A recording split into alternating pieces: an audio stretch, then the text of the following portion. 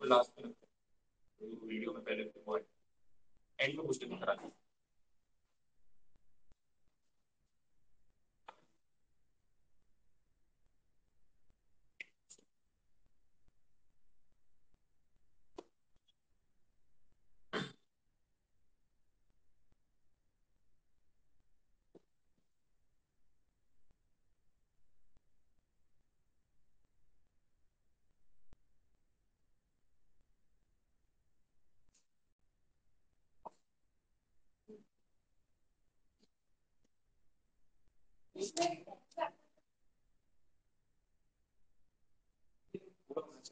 तो एक अकाउंट वाला अलग है और लेसन वाली अलग है। दो बुक बाकी जो पढ़ते शायद वो वाली ये सीट पे आगे आगे वाले में। मैंने उसको बोला था अकाउंट से हम अलग स्पाइरल करना, कैरी करने में इजी रहती है।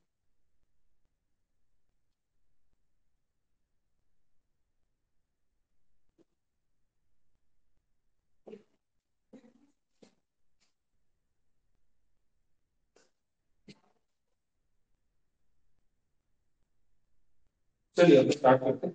अच्छा जो लोग लाइव देख रहे हैं ऑडियो में इशू आ रहा हो एक बार आप चैट में लिख देना, मैं देख लेता हूँ।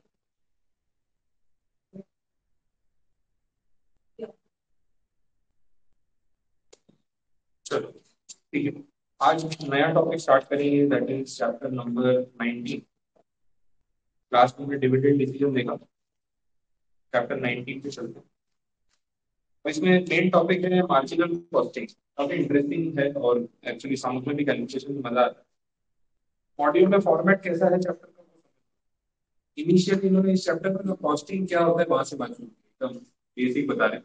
जब हम फाइनेंस पढ़ रहे हैं वो रहो, कॉस्टिंग जो है वो अलग पार्ट होगी, लेकिन इन्होंने फाइनेंशियल मैनेजमेंट में कॉस्ट मैनेजमेंट वाले टॉपिक भी कवर किए and one of them is marginal cost. बहुत प्रैक्टिकली रेलेवेंट टॉपिक है, कहीं ना कहीं काम होता है, पढ़ना भी चाहिए। इंट्रोडक्शन तो पूरा वहां से शुरू किया, कॉस्टिंग क्या होती है, उसका बेसिक क्या होता है, ज्यादा ही थियरिटिकल कर दिया। तो अपने कुछ चीजों को लास्ट में देखेंगे जब कंप्लीट होगा, अभी मेन पॉइंट्स पे जाना है कि एग्जैक्टली हम मार्जिनल कॉस्टिंग से रिलेटेड क्या पढ़ना चाहते हैं। तो मैं सिलेक्टेड टॉपिक्स अभी थियरी के ले रहा हूँ, प्रैक्टिकल पे आएंगे लास्ट में बाकी चीजें। तो आप डायरेक्टली आ जाओ पेज नंबर 778 पे, जहाँ पे कॉस्ट के टाइप्स और उसके ऑब्जेक्टिव दे। अब कॉस्ट के ऑब्जेक्टिव से शुरू कर सकते हैं, वो थियरी देख लेते हैं। सबसे पहले बोले असर्टेनमेंट ऑफ कॉस्ट। कॉस्ट को असर्टेन करना, कॉस्ट को गिनना, उसको समझना बहुत जरूरी है। इंपॉर्टेंस बता रहे हैं कि भाई कॉस्टिंग क्यों इंपॉर्टेंट है। बिना कॉस्टिंग के कोई बिजनेस चलाना प्रैक्टिकली पॉसिबल नहीं है। एक बहुत खतरनाक केस स्टडी है, ज्यादा डिटेल में नहीं, शॉर्ट में बता रहा हूँ। एक अपना जेट एयरवेज कंपनी थी जो बंद हो गई, और एक इंडिगो एयरलाइंस है जो अभी भी चल रही है। इंडिगो एयरलाइंस आज की डेट में प्रॉफिट में, और one of the only airline जो प्रॉफिट है ऑन पेपर, बाकी सब लॉस। और जेट एयरवेज बंद हो गई, बैंकरप्ट हो गई। इन दोनों कंपनीज की ऑपरेटिंग कॉस्ट, प्लेन उड़ाने का पर किलोमीटर जो खर्चा होता है, उसमें से 1 रुपए का डिफरेंस। एक केस स्टडी, 1 रुपए का डिफरेंस था ऑपरेटिंग कॉस्ट में। इंडिगो की ऑपरेटिंग कॉस्ट कम थी, जेट एयरवेज की ज्यादा थी। दोनों कंपनी आज कहाँ पे वापस आ, तो कितना फर्क पड़ सकता है। 1 रुपया पर किलोमीटर क्या कॉस्ट होती है। आप बोलोगे सर 5,000 रुपए की टिकट आती है, इसलिए 1 रुपया पर किलोमीटर कितना मैटर करता है, बहुत ज्यादा मैटर करता है। आप देख लो दो कंपनीज का फ्यूचर पूरा चेंज हो गया, बिकॉज कॉस्ट मैनेजमेंट बहुत इंपॉर्टेंट है। और जो सेक्टर में प्रॉफिट निकालना डिफिकल्ट हो, एक एक रुपया मैटर। आप दिमाग मतलब जितना लगा सकते हो ना, उससे ज्यादा एयरलाइन कंपनी में दिमाग लगाते हैं पैसे बचाने के लिए। इवन पता है एक चीज ये भी होती है, जो फ्लाइट अटेंडेंट्स होते हैं ना, एयर होस्टेस और स्टाफ, उसमें आप देखना मोस्टली फीमेल को अपॉइंट, मेल स्टाफ कभी नहीं होता। वो जेंडर बायस नहीं है, वो लॉजिकल रीजन है। ठीक है, फ्लाइट का वेट होता है ना, उसको कम करने के लिए ये चीज की जाती है। ठीक है, मेल पर्सन का एवरेज वेट फीमेल पर्सन से ज्यादा होता है, नॉर्मल ये चीज। ठीक है, अब अगर आपकी जितनी भी एयरलाइंस है, आपके 500 प्लेन उड़ रहे हैं, सब में स्टाफ मेल है, तो average weight on the flight is more. और जितना फ्लाइट वेट लेके उड़ती है, उतना उसका फ्यूल कंजम्पशन बढ़ता है। कॉस्टिंग एलिमेंट में, मतलब अगर आप फीमेल स्टाफ को रिक्रूट कर रहे हो, तो body heat on an average lighter है, तो जो फ्यूल कॉस्ट है ना वो भी ओवरऑल बचता है। और तो जो हर रोज की हजारों फ्लाइटें उड़ती हो कितना फ्यूल कॉस्ट में फर्क पड़ता हो, ये भी दिमाग लगा के सोचो। तो पायलट इज अनदर थिंग, लेकिन जितना सर्विंग स्टाफ और जो क्रू मेंबर होते हैं वो सारा फीमेल स्टाफ है। उसका एक रीजन ये भी है कि कॉस्ट कटिंग होती है, कॉस्ट में फर्क पड़ता है, ऐसा भी दिमाग लगाता है। बाकी आप देखते हो फ्लाइट में जो वेट आप कैरी कर सकते हो, अब रेलवे में और फ्लाइट में बहुत फर्क है। ट्रेन में तो क्या है ना, आपकी मन मर्जी उतना सामान लेके चलते हैं, तो पूरा घर इतने सारे बैग लेके चढ़ते हैं ना कि जगह ही नहीं होती, फिर वो बीच में जो पैसेंजर होते हैं ना उसमें बैग डाल रखे हैं, फिर आप जूते उतार के उनके पैर के ऊपर बैग के ऊपर पैर रख के बैठो, चलने की जगह छोड़ते नहीं बीच में, इतना और स्पेस ऑक्यूपाई कर लेते हैं और आप कुछ बोल नहीं सकते, सीट पे बैग अलग रखे वो भी रहेगा। फ्लाइट में उन्होंने वेट की कैपेसिटी रखी है, मेन कैबिन 7 kg है, डोमेस्टिक में 15 किलो है, इंटरनेशनल में कुछ 25 किलो 30 किलो तक होता है।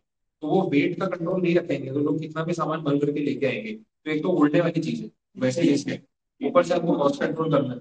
तो पर केजी या पर पर्सन उनको केजी की लिमिट लेके चलनी पड़ती है। कॉस्टिंग बहुत इंपॉर्टेंट, मेन अपना ऑब्जेक्टिव ये है। तो यहाँ बोल रहे हैं कि पहले आपको डेटा कलेक्ट करके कॉस्ट को असरटेन करना पड़ेगा, एक बिजनेस चलाने के लिए कौन कौन सा खर्चा लगता है, लिस्ट बनानी पड़ेगी।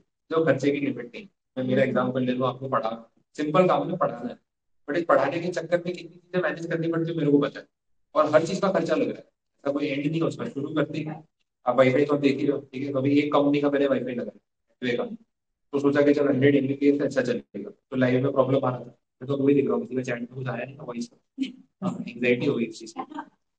फिर नहीं पकड़ा तो मैं एस वाले को बोला एक्स्ट्रा राउटर लगा के दे, 2 क्लासरूम में अलग अलग होगा तो दोनों में स्पीड आएगी, तो भी स्पीड ड्रॉप हो रही है। और 2-3 दिन वो चला नहीं, फिर मैं भी जियो वाले को बुलाया, फिर तू लगा के दे। अब वो बोल रहे सर हमारी 100 Mbps कॉन्स्टेंट स्पीड आएगी, ड्रॉप नहीं होगी, ऐसे बार बार ड्रॉप हो रही है। तो उसके भी क्या, जब ड्रॉप होती है तो ऑडियो क्लिप सुनाई देता है, कभी वीडियो क्लिप होता है, तो लाइव में मजा ही नहीं आएगा ना अगर वो कंसिस्टेंट ना चले। अब ये जियो लगा के देखा है, 2 दिन से चला रहा हूँ, तो आज अगर सही चला तो भी मैं रुकूंगा, 2-3 दिन और चलने देता हूँ, कुछ नया प्रॉब्लम आ सकता है। तो वाईफाई में इतना खर्चा हो गया ना कि हर रोज नया लगवा रहा हूँ, एक्स्ट्रा लगवा रहा हूँ, पे कर रहा हूँ, कुछ ना कुछ चल रहा है। और वो खत्म हुआ तो फायर सेफ्टी वाला आ गया। जो सिलेंडर थे वो रिफिल की डेट आ चुकी है, हर साल रिफिल होते हैं। कल ओनर ने बोला चेक करा लेना, बोला नहीं मैंने दे दिए तो रिफिल हो जाएगा, अब रिफिल होकर वो आएंगे। अब बोला नीचे की सीढ़ियों पे और 2 सिलेंडर लगा लो, सेफ्टी का ध्यान रखो, क्या बोल सकते हो, तो और लगा, अभी वो देखेंगे। तो कुछ ना कुछ चल रहा है, परसों तो एसी खराब हो गया, हाँ तो वो रिपेयर कर दिया।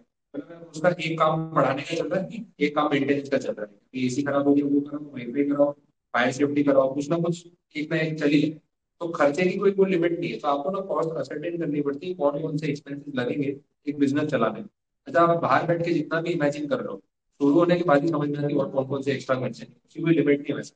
तो असरटेनमेंट इज वेरी इंपॉर्टेंट। दूसरा बोल रहे हैं कॉस्ट को कंट्रोल करना बहुत जरूरी है, ये तो और इम्पोर्टेंट। कॉस्ट आइडेंटिफाई कर लिया आपने, पता भी है, लेकिन अगर आपको ये दिख रहा है कि ज्यादा खर्चा हो रहा है तो उसको रोकना कैसे है वो आपके कंट्रोल, तो इन चीजों का भी ध्यान रखना पड़ता है। और तीसरा बोला है मैनेजमेंट के पास प्रॉपर गाइडलाइंस होनी चाहिए कि वो क्या कर सकते हैं क्या नहीं कर सकते। जैसे कंपनी के आर्टिकल्स में अपन हर चीज मेंशन कर देते हैं, they should be clear with the vision. बहुत सारी बड़ी बड़ी कंपनी को कॉस्ट कटिंग करना पड़ता है, मेजर कॉस्ट कटिंग। जैसे बीच में बाइजूस ने किया था, बाइजूस वालों की आज कंडीशन आपको पता है, मार्केट से ऑलमोस्ट बाहर हो चुके हैं, वैल्यूएशन ही खत्म हो गई है। तो क्या होता है इन्वेस्टर्स प्रेशर बनाते हैं, तुम लोग प्रॉफिट ही नहीं दिखा रहे, क्या चल रहा है। मैनेजमेंट ने डिसीजन लिया कि हम कॉस्ट कटिंग करेंगे। कॉस्ट कटिंग कैसे की पता है, पहले टीचर्स निकाल दिए, 1,000 टीचरों को निकाल दिया। तो ये कौन सी कॉस्ट कटिंग है, मतलब जिस डाली पे बैठे उसी को काट रहे, टीचर तो कमा के दे रहे उनको ही निकाल दिया, ये कॉस्ट कटिंग थोड़ी ना करनी। फिर बोला हमारा कंपनी का कोई भी एग्जीक्यूटिव फ्लाइट में बिजनेस क्लास में ट्रैवल नहीं करे, इकोनॉमी में ट्रैवल करे, ये तो अच्छी बात है, पहले क्यों बिजनेस क्लास के पैसे खर्चे किए। इंडिया में लोकल फ्लाइट में तुमको बिजनेस क्लास करना है, 2-3 घंटे की तो फ्लाइट होती है, इतना तो कहीं भी बैठ सकते हैं। इन्वेस्टर के पैसों पे खर्चा करके मजे किए, अब लॉस दिख रहा है तो उसको कट डाउन करना है। फिर कितनी कंपनीज ने तो कोविड के बाद वर्क फ्रॉम होम दे दिया। तो वर्क फ्रॉम होम से फर्क क्या पड़ता है ना, पूरा ऑफिस का इंफ्रास्ट्रक्चर यूज ही नहीं, इलेक्ट्रिसिटी। आपकी एक ऑफिस में मान लो 200 लोगों का स्टाफ काम कर रहा है, आप सोचो पर डे उस बिल्डिंग को ऑपरेट करने का कॉस्ट कितना आता है। 200 लोगों के लिए सेंट्रल एसी, इलेक्ट्रिसिटी, लिफ्ट, ये वो सिक्योरिटी सर्विस, क्लीनिंग स्टाफ, कितना बिल आता होगा। अगर ये सारा काम हमने वर्क फ्रॉम होम कर दिया तो इलेक्ट्रिसिटी बिल तो एम्प्लॉय का खुद का आएगा, वाईफाई तो घर का यूज करेगा, एसी अपना चलाएगा, और नहीं नहीं उसको अफोर्डेबल तो फैन चला के बैठेगा, अपने कोई झंझट नहीं है ना, सिक्योरिटी हमें नहीं करनी, तो पूरी बिल्डिंग प्रीमाइस खाली।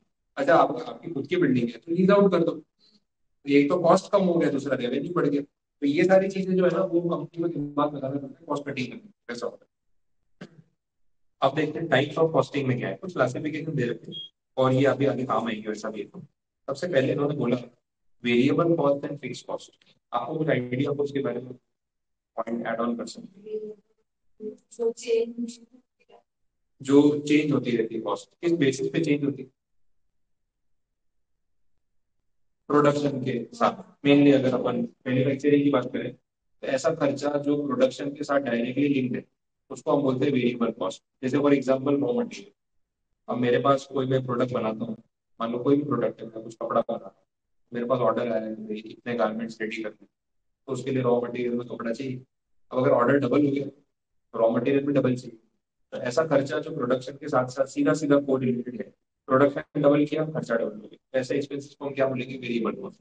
इसमें आपके लेबर के वेजेस आते हैं, अगर वो पर यूनिट चार्ज कर रहे हैं, पर आवर चार्ज कर रहे हैं, वैसे होगा। आपके रॉ मटेरियल का कॉस्ट आ सकता है, कंपोनेंट्स और जो सप्लाईज लगती है उसका कॉस्ट आ सकता है। ये सारी चीजें जो है आपकी वो प्रोडक्शन के साथ लिंक है। दूसरी कैटेगरी होती है फिक्स कॉस्ट। फिक्स कॉस्ट ऐसा हो गया कि आप कितना भी प्रोडक्शन करो, कितना भी खर्चा करो, वो कॉस्ट वैसा का वैसे ही रहता है। जैसे प्रीमाइसिस का रेंट, अब ये प्रीमाइसिस का मैं एक अमाउंट पे कर रहा हूँ, मान लो 25,000 में पे कर रहा हूँ, तो 25,000 में पूरी स्पेस मेरी है। अब मैं इसमें सिर्फ आप 5 लोगों को पढ़ाऊं या 15 लोगों को पढ़ाऊं या 50 लोगों को पढ़ाऊं, उनमें को फर्क पड़ जाएगा। वैसे नहीं बोलेगा आपके स्टूडेंट बढ़ गए, रेट बढ़े। मैंने कारपेट एरिया के हिसाब से डिवाइसेस दिए ना, मैं कोई प्रॉफिट शेयरिंग थोड़ी दे रहा हूँ आपको, एक सब्जेक्ट आप पढ़ाओ फिर आगे। अगर ऐसे ही करना है तो ये तो कोई बात ही नहीं। मैं डिवाइसेस दे दो, रेंट बता दो। मैं उसमें से 500 बच्चे पढ़ा रहा हूँ तो 50 को मेरा कॉल है, आपका कॉल नहीं है, रेंट उतना ही लगेगा।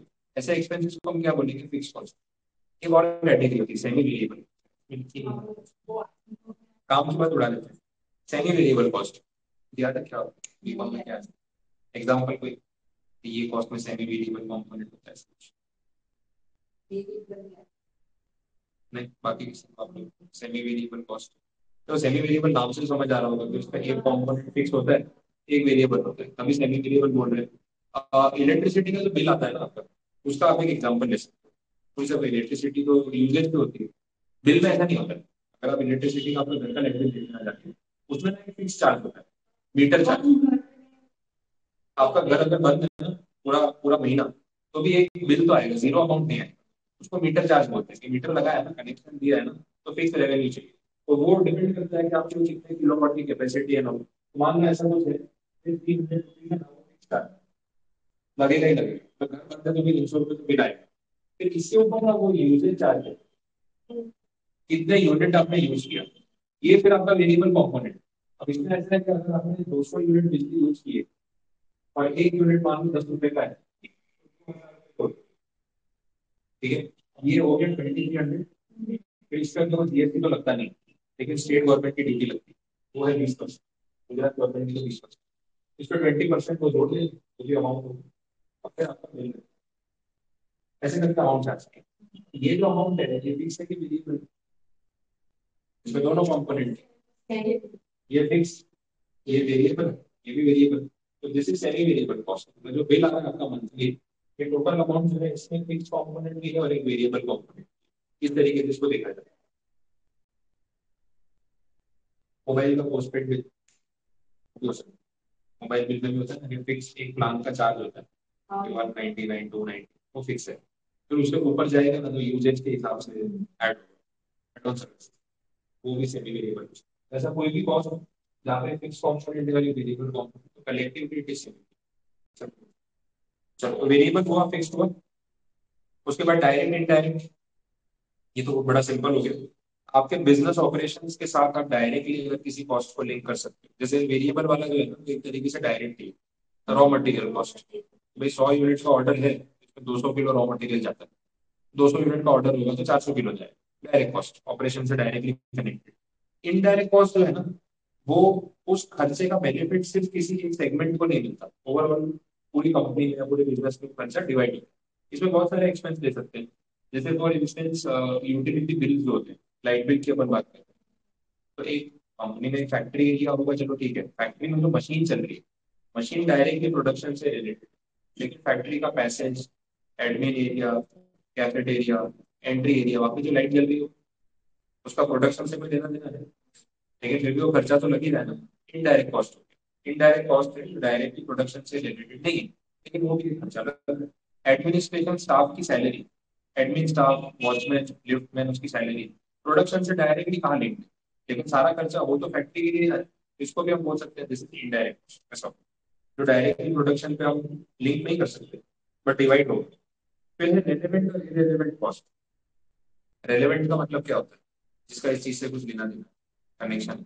इरेलेवेंट मतलब कोई लेना देना, इरेलेवेंट कॉस्ट मतलब वो खर्चा लग रहा होगा ये प्रोडक्शन से उसका कोई लेना देना नहीं है, दैट इज इरेलेवेंट। वो पॉइंट। संक कॉस्ट, संक मतलब जो डूब चुका है। संक का dictionary meaning which is already, sunk मतलब डूब चुका है, ठीक है, वो खर्चा हो गया है। संक कॉस्ट का मतलब ये है कि जो एक्सपेंस आप ऑलरेडी बेयर कर चुके हो, अब आप आगे क्या करते हो उस बात से कोई फर्क नहीं पड़ता। वो हो गया खर्चा, वो हो गया। सपोज ऐसे कोई बिजनेस स्टार्ट करना है, कोई प्रीमाइसेस लेनी है, ऐसा कुछ है। तो मैंने सपोज ये प्रीमाइसेस लेनी थी और मैंने बोला खरीदने से पहले एक बार थोड़ा सा चेकिंग करा ली। तो मैंने किसी इंजीनियर को बुला के प्रीमाइसिस की कंडीशन चेक करी, तो ये दीवारें दिख तो अच्छी रही है, लेकिन ड्रिल करो तो मालूम पड़ता है कितनी अच्छी है। ऐसे मारोगे तो आपको ही लगेगा, लेकिन ड्रिल मशीन करते हैं ना तो एकदम आर पार निकल जाता है। तो अंदर से दीवार की क्वालिटी अच्छी या खराब है वो ऐसे देख के पता नहीं चलेगा। अब मैंने वो कारपेंटर को बुलाया ना, वो ड्रिलिंग कर रहा था, तो दीवार तो एकदम खोखली है, ड्रिल मशीन देखो एकदम आराम से जा रहा है, बिल्कुल एफर्ट ही नहीं लग रहा है। अगर हल्की क्वालिटी होगी तो ड्रिल मशीन आराम से निकल जाएगा। स्ट्रॉन्ग बनाई होगी तो उसको होल्ड करने में भी वहाँ पर टाइम लगेगा। वहां से पता चल जाता है। तो मैंने इंजीनियर को बुलाया और आर्किटेक्ट को बुलाया, सब कुछ थोड़ा बहुत चेकिंग कराया, क्योंकि खरीदनी है। रेंटेड होती तो अलग चीज थी, मैं इतना पैसा दे रहा हूँ तो जो ओनर है वो तो कंस्ट्रक्शन की कॉस्ट मांग रहा है। मैंने ये बनाया वो बनाया, मतलब मैं चेक तो कर लूँ कि सच में उसकी स्ट्रेंथ है या नहीं। अब ये सब चीजों में मेरा खर्चा हुआ। इंजीनियर आया, उसने मुझसे 15,000 रुपये लिए और पूरी प्रीमाइस अच्छे चेक की, मुझे सर्टिफिकेट दिया कि ये फिटनेस है, ये क्वालिटी है, सब बता दिया। अब उसके बाद मेरा डिसीजन है कि मुझे बिल्डिंग खरीदनी है कि नहीं खरीदनी। उसने तो 15,000 नहीं ली।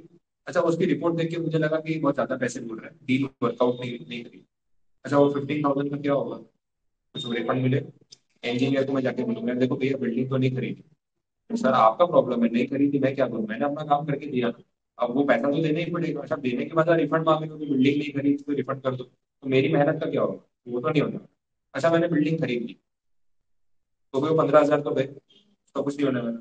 तो जो खर्चा ऑलरेडी हो चुका है, अब आपके आगे के डिसीजन से उस खर्चे में कोई फर्क नहीं पड़ेगा, दैट इज ऑलरेडी डन। आपको आगे बढ़ना है डील में तो भी डन है, नहीं बढ़ना है तो भी पैसे डूबे। पैसे खर्चे को हम क्या बोलेंगे, सम कॉस्ट। वो पैसा डूब चुका है, लग चुका है, खर्च हो चुका है, अब आप उससे पीछे नहीं हट पाओगे, दैट इज ऑलरेडी डन। आगे क्या करना है वो आपका कॉल है, ये वैसी बात है। ठीक है। अब बिजनेस में बहुत बार अपन ये पॉइंट में फंस भी जाते हैं। पैसा लग चुका है, लॉस में है। एक होता है लॉस में बंद करके निकलो, या और पैसा डालकर प्रॉफिट में लाने की कोशिश करो, तो स्टॉक मार्केट में करते हैं। जरा आजकल गिर ही रहा है। अब आपका सब मार्केट लाल चल रहा है पूरा, आपने सोचा यार देख अभी 10% लॉस है जितना इन्वेस्ट किया था, तो या तो अभी बेच के लॉस बुक करके निकल जाता हूँ कि शांति हो जाए, या और खरीदता हूँ, देखो क्या पता प्रॉफिट में कन्वर्ट हो जाए, एवरेज कर लो। तो वो चक्कर, वो ट्रैप है, वो ट्रैप में अपन लगे रहते हैं। फिर 10।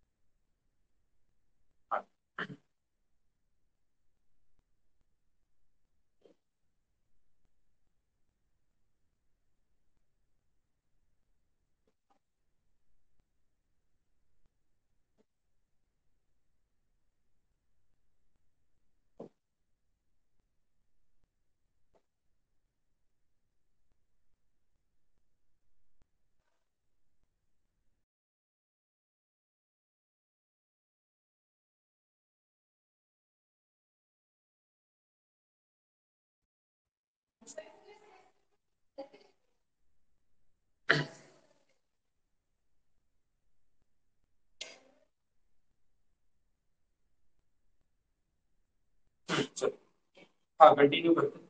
तो भाई जो खर्चा आपका हो चुका, जो पैसे डूब चुके हैं, अब आगे आप क्या डिसीजन लोगे ना, उससे उन पैसों में तो कोई फर्क नहीं। 10,000 जैसे मैंने बोला वो आपके करें, दैट इज सम कॉस्ट पैसा। तो बिजनेस में बहुत बार ये होता है कि फिर हम उस पॉइंट पे कंफ्यूज हो जाते हैं, और पैसा डालें या इतना लॉस बुक करके नहीं, तो वो डिसीजन आपको अपने आप लेना है, इसी पर। चलो आगे बढ़ते हैं। Shut down cost. Shutdown cost क्या हो सकता है? बिजनेस बंद करने जाओगे ना तो भी खर्चा होगा। हाँ, लिक्विडिटी खर्चा होगा। हाँ, नॉर्मल बिजनेस प्रीमाइसेस, अब ये प्रीमाइसेस है, मैं सपोज खाली कर रहा हूँ, बिजनेस फाइंड अप कर रहा हूँ, तो भी खर्चा लगेगा। सब फर्नीचर उठवाने का, एसी वीसी निकलवाने का, ठीक है, कुछ डिसमेंटल करना है, कुछ बिकवाना है, साफ सफाई करा कर देनी, खर्चा लगने ही वाला है। तो बिजनेस शट डाउन करने का भी कॉस्ट होता है, तो यहाँ पे क्लासीफाई किया है शट डाउन कॉस्ट पैसा। Imputed hypothetical notional cost. Notional मतलब जो एक्चुअल में खर्चा लग नहीं रहा है, बट आप उसको अज्यूम कर रहे हो या कंसिडर कर रहे हो। अब जैसे डेप्रिसिएशन, वो नोशनल में नहीं हुआ, एक्चुअल है वो कैश में नहीं है, बट कहीं पे डेप्रिसिएशन एज अ कॉस्ट हम क्लेम करते हैं, वो इनडायरेक्ट है। तो यहाँ पे नहीं है। दूसरा एग्जांपल देता हूँ, सपोज मुझे एक एग्जांपल देता हूँ, चलिए प्रीमाइसिस है मेरे पास, मैं इसको अपने बिजनेस पर्पज के लिए यूज कर रहा हूँ। मेरे पास इस प्रीमाइसिस में एक हिस्सा खाली पड़ा है, एक फ्लोर खाली पड़ा है ऐसा कुछ। अगर ना मेरे पास दो चॉइस, या तो मैं वो फ्लोर लेट आउट कर दूँ, मेरे पास सेकंड फ्लोर नीचे खाली पड़ा है, मैं सोचा इसको लेट आउट कर सकता हूँ। दूसरा ऑप्शन ये है कि मैं वहां पर कोई कुछ पढ़ाना स्टार्ट, सीएस वालों को तो पढ़ा और भी कोई कोर्स स्टार्ट कर देता हूँ, तो मैं ही वो प्रीमाइसिस यूज कर लेता हूँ, अपनी प्रीमाइसिस से पढ़ी यूटिलाइज कर लेता हूँ।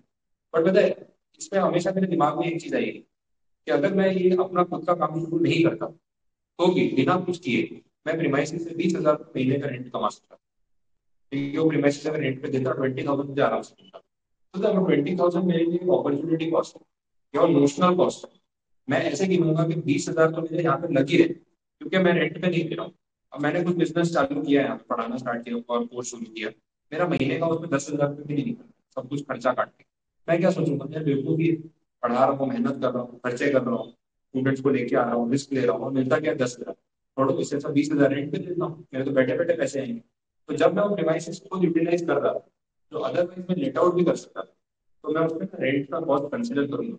मैं ऐसा गिनूंगा कि मेरा 20,000 रुपये जो किराया था, बिकॉज प्रीमाइसिस रेंट पे ना देना लॉस, अपॉर्चुनिटी कॉस्ट बोलते हैं उसको, कि ये नहीं करता और वो करता तो इतने पैसे भी कमा लेते। वो जो बात मुझे दैट्स अपॉर्चुनिटी कॉस्ट। जैसे आपके पास कुछ फंड्स पड़े, मैं बोला एक काम करूँ ना यार, मेरी कंपनी के शेयर में लगा, तो आप क्या देखोगे तुम्हें रिटर्न कितना मिल रहा है, तो आपके दिमाग में ये चीज तुरंत आएगी कि यार हम कुछ नहीं करते और इसको फिक्स डिपॉजिट पे भी रखते हैं ना, तो इतना ब्याज तो मिल ही जाता। तो वो छोड़ के अगर आप मुझे पैसा दे रहे हो, तो उसको क्या बोलते हैं, that is opportunity cost. Suppose मैंने आपसे ना एज अ फ्रेंड कुछ पैसे मांगे, मेरे को ना 2 लाख रुपए की जरूरत है, आप दे सकते हो क्या 1 साल में? मैं बोला ऐसे पैसे पड़े तो ऐसे इशू नहीं है, तो मैंने बोला कुछ इंटरेस्ट कुछ पे करना है, तो आपने बोला वैसे तो कुछ इंटरेस्ट इंटरेस्ट की जरूरत है नहीं, बट ठीक है 2 लाख रुपए पड़ा हुआ है। अब ये 2 लाख रुपए आपको दे रहे हैं, उसके बदले अगर मैं एफडी करा देता तो मेरे को एफडी पे कुछ तो ब्याज मिलता। तो पैसे आप यूज कर लो, लेकिन एफडी जितना रिटर्न मुझे दे, एटलीस्ट मेरा लॉस नहीं है। आप पैसे नहीं दो, चलो ठीक है, मुझे बहुत हेवी इंटरेस्ट नहीं कमाना है, लेकिन जितना मेरा अपॉर्चुनिटी कॉस्ट लग रहा है आपको पैसे देने से मेरा ब्याज चला गया। 1 साल का मुझे 8% ब्याज अगर एफडी मिल रहा है, तो 2 लाख में 16,000। तो दोस्ती में 16,000 का नुकसान तो नहीं करूंगा, आप पैसे लेके जाओ, कोई टेंशन नहीं मुझे, लेकिन मेरा नुकसान मत करो। मैं अपना चलो एक काम होगा, एफडी का इंटरेस्ट मेरे से ले लेना, बाकी मैं पैसे यूज कर लेता हूँ, 1 साल में रिटर्न कर, वेरी गुड। बट अगर आप मुझे पैसे नहीं देते तो एक तरीके से आपका नुकसान ही हुआ, कैश में चला गया। तो अपॉर्चुनिटी कॉस्ट वहाँ पे क्या है, इंटरेस्ट कॉम्पोनेंट जो आपको बैंक से मिल सकता है। अब क्लियर नहीं समझ रहे? चलो, ये सब सिंपल चीजें हैं। आगे क्या बोला, आउट ऑफ पॉकेट कॉस्ट और explicit cost. Out of pocket मतलब चलते फिरते जेब से छोटा मोटा खर्चा हो जाता है, आप पेटी कैश बोल सकते हो, तो हर बिजनेस में होने वाला है छोटे मोटे खर्चे आउट ऑफ नोवेयर। कभी कुछ खाना पीना मंगा लिया, कभी कोई कैब में ऑटो में आया था उसमें किराया दे दिया, कभी कुछ स्टेशनरी आइटम मंगा लिए, कुछ काम था, एनीथिंग लाइक डेकोरेशन करा दी, कुछ भी हो सकता है। जैसे आउट ऑफ पॉकेट छोटे मोटे एक्सपेंस होते हैं। ठीक, आगे बढ़ते हैं। एडवांटेजेस क्या है थियरी जानने की। थोड़ा टेक्निकल पार्ट पढ़े, थोड़ी देर स्किप करा रहा हूँ, लास्ट में करवाऊंगा, बोरिंग नहीं करना। ठीक है, नेक्स्ट आ जाओ पेज नंबर 782 पे। इस पे वापस कॉस्ट का क्लासिफिकेशन मिलेगा आपको, और उसमें जो हमने बात की वो रिपीट होगी। Material cost, labour cost, other expense, तो वैसे क्लासिफाई किया। मटेरियल कॉस्ट मतलब रॉ मटेरियल होने वाला खर्चा, कंपोनेंट्स होने वाला खर्चा। लेबर कॉस्ट का मतलब वेजेस, और अदर कॉस्ट में बाकी के प्रोडक्शन रिलेटेड एक्सपेंसेस सारे आ सकते हैं। तो सिंपल क्लासिफिकेशन है, उसमें बहुत डेप्थ में दिया भी नहीं और जाएंगे भी। जो नेक्स्ट टॉपिक आता है अपना, वो मेन पार्ट है, that is called marginal costing. इस पे थोड़ा बात करते हैं स्पेसिफिक ये है क्या। Marginal costing.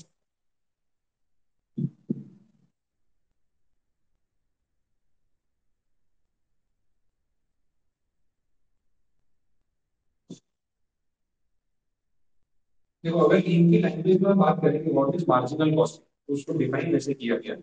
एक एक्स्ट्रा यूनिट प्रोड्यूस करने पे जो आपका खर्चा बढ़ता है उसको बोलते हैं मार्जिनल कॉस्ट।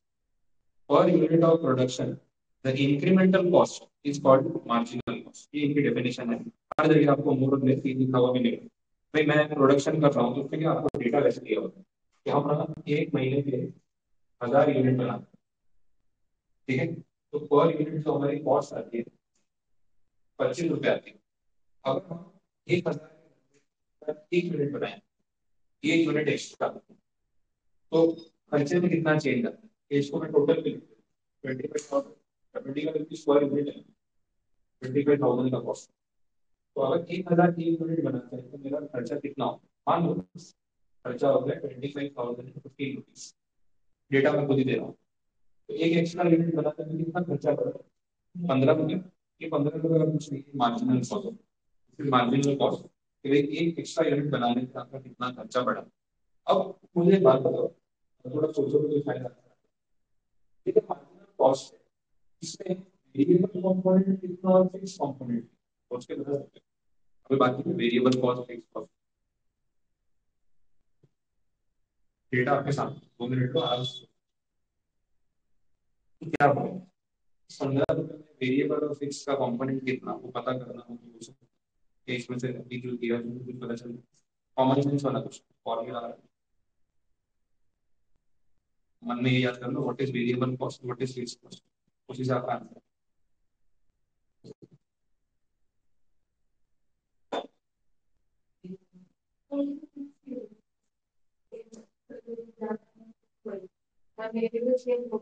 तो ये वाला ये कौन सा है?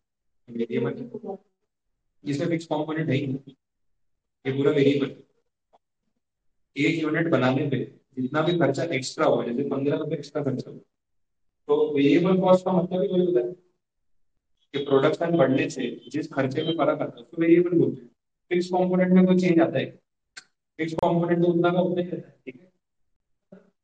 15 कंपोनेंट जीरो, ये पूरा वेरिएबल। वेरिएबल कॉस्ट पे मार्जिनल कॉस्ट, एक ही बात है। वेरिएबल कॉस्ट को ही मार्जिनल कॉस्ट बोलते हैं, क्योंकि वेरिएबल कॉस्ट पे पर यूनिट ऑफ प्रोडक्शन बढ़ती है, कोई मार्जिनल कॉस्ट है, फिक्स कॉस्ट कभी नहीं बढ़ती। हमें इसका बाइफरकेशन करना तो आपके पास समझ में। इसमें ना फिक्स कॉस्ट का कंपोनेंट है 10,000 रुपये और वेरिएबल कॉस्ट का कंपोनेंट है 15,000। तो 1000 यूनिट पे 15,000 रुपये वेरिएबल कॉस्ट, पर यूनिट कितना हुआ? 15 रुपये। तो जब आप एक एक्स्ट्रा यूनिट बनाओगे तो ये 15 रुपये एक्स्ट्रा लगेंगे। ये तो सेम ही रहने वाला है। 1,000 यूनिट बनाओगे, 1,000 एक बनाओगे, 10,000 एक बनाओगे, ये 10,000 तो फिक्स है, वो तो चेंज होने ही नहीं वाला। तो ये कंपोनेंट कभी चेंज नहीं होता, फिर ये कंपोनेंट चेंज होता है और उसी को हम पर यूनिट का ऑप्शन मार्जिनल कॉस्ट। इतनी बात क्लियर? एकदम बेसिक समझा रहा हूँ कि किस तरीके से अप्रोच होता है। अब है ना, जब कोई पर्टिकुलर कॉस्टिंग और कैलकुलेशन कर रहे हैं प्रोडक्ट की, प्रेजेंटेशन किस क्या चीज होती है उसको सबसे पहले हम स्टार्ट करेंगे सेल्स। कितने रुपए का सामान हम बेच रहे हैं, कितने रुपए में सामान बेच रहे हैं, उसमें से ना हम हमारी वेरिएबल कॉस्ट माइनस करते हैं। तो वेरिएबल खर्चा पहले निकाल दो, जो बचा तो बोलते हैं contribution, not profit, contribution. Because में फिक्स कॉस्ट बाकी है। तो कंट्रीब्यूशन मतलब टोटल सीट रेवेन्यू में से वेरिएबल का खर्चा है, ये हमारा कॉस्ट है। बाकी का कंट्रीब्यूशन, कंट्रीब्यूशन में से हम माइनस और फाइनली जो बचता है उसको हम बोलते हैं प्रॉफिट। ये आपका profit। तो दोनों कंपोनेंट्स माइनस करने के बाद अल्टीमेटली घर क्या लेके जाने वो आपका प्रॉफिट लेवल को डिफाइन। अब हमें पता है कि इसमें से वेरिएबल मार्जिनल कॉस्ट, जैसे जैसे आपकी प्रोडक्शन बढ़ेगा वैसे वैसे सेल्स रेवेन्यू बढ़ेगा, कि ज्यादा माल बनाओगे ज्यादा बेचोगे, और जितना बनाओगे उतना वेरिएबल खर्चा बढ़ेगा। तो कंट्रीब्यूशन इंक्रीज होगा ना, लेकिन ये चीज बढ़ेगी। अच्छा ये कंपोनेंट फिक्स है ना, वही का वही है। इसमें आपका फिर वो डेप्रिसिएशन, फिक्स खर्चे, प्रीमाइसेस का rate, fix charges, property tax, property की वैल्यू भी सब फिक्स है। वो तो आप लेस कर, उसके बाद तो बचेगा आपके कंप्यूटेशन। समझ आ रहा है? ये फॉर्मेट आपको इस चैप्टर में काफी यूज होने वाला है। इसको बोलते हैं cost volume profit analysis. Cost, volume and profit. Volume मतलब कितना प्रोडक्शन आप करते हो के हिसाब से, that is the volume of sales, और volume of production CVP analysis short term बोलते हैं, मार्जिनल कॉस्टिंग बोलते हैं, ये सब एक ही।